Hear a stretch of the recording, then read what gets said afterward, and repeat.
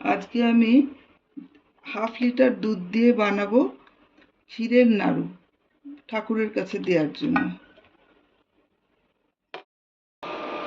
দুধটা ভালো করে জাল দিয়ে বারবার করে নেড়ে নেড়ে আমি শুকিয়ে নেব। অনবরত নাড়ছি আমি,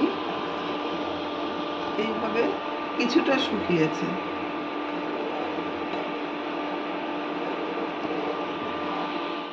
এবার আমি এখানে 4 চামচ চিনি নিয়েছি, দিয়ে দিলাম।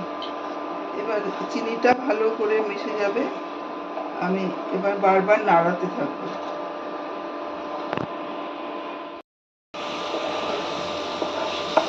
দেখুন শুকিয়ে গেছে। এবার আমি দিয়ে দেব একটু এলাচের গুঁড়ো।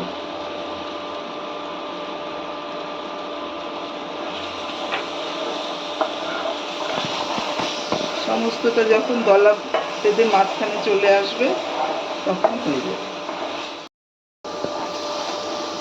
এবার অফ করে দিচ্ছি।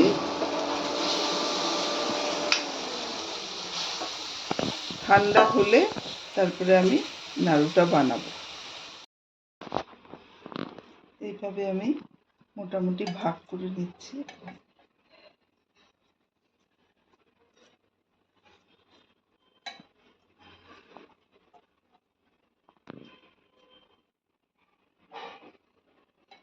এবার পাকিয়ে নেব।